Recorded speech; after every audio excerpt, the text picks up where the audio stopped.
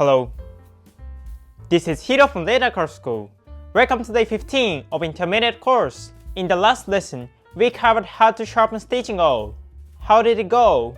I think it's now cutting super cleanly. Now that your awl is sharpened and ready to use, we are going to start putting it into practice. This will be the first on 2 lessons on how to use stitching awl, but just a head up, this tool is very tricky to master.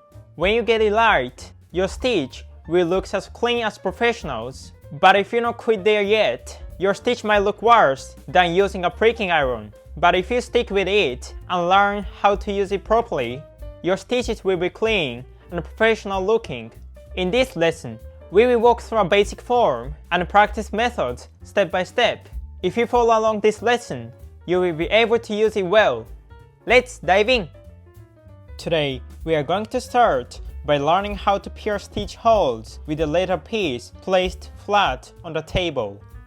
First, let's glue together some scrap pieces until you get a thickness of around 10 ounce, about 4 mm. Then, use a stitch groover to draw a guideline about 1/8 inch or 3 to 4 mm from the edge. Since this is just for practice, let's draw the same guideline on the back side too. To tell the front and back apart, I've drawn the back line with a pen like this, but you don't have to do that if you don't want it. Once you've got the guidelines on both sides, let's make some light marks using a pricking iron. You don't need to punch through, just press it lightly to leave the diamond shape. Once you've done that, we are going to use the stitching awl to pierce all the way through the leather. First, place a cork board on top of your cutting mat. When using a stitching awl, I highly recommend working on a cork board like this. If your awl hits a hard surface after going through the leather, the blade can get damaged. Alright, now that we are set up, let's take a look at how to hold the awl. When you are piercing down into the piece like this, please make sure to hold the awl like this. This grip provides the most stability. It might feel a bit awkward at first, but please try keeping this form. Once you've got how to hold, your goal is to make sure the awl exits right on the guideline on the back side. Let's try piercing through the leather. A key point here is to keep the awl vertical to the leather piece while working.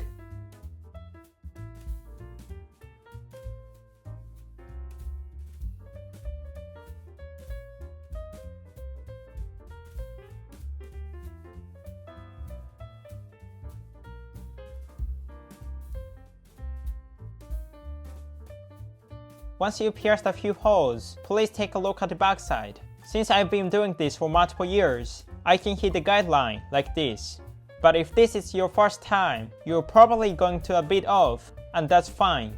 By checking where your holes are running, you'll be starting to understand your tendencies when using the awl. For example, if your holes are consistently off in one direction, like in this diagram, that's a good mistake. It just means your awl is tilted slightly so the hole isn't coming out onto the guideline. You can fix this by adjusting the angle of the awl.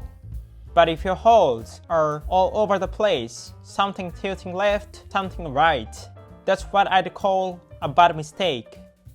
It means your awl angle isn't consistent from hole to hole. In that case, please practice maintaining a single, fixed angle and repeat the piercing process several times. Once you can keep a consistent angle and make several holes in a row, let's check if the holes are running on the backside guideline. If not, adjust your angle and keep practicing until they do.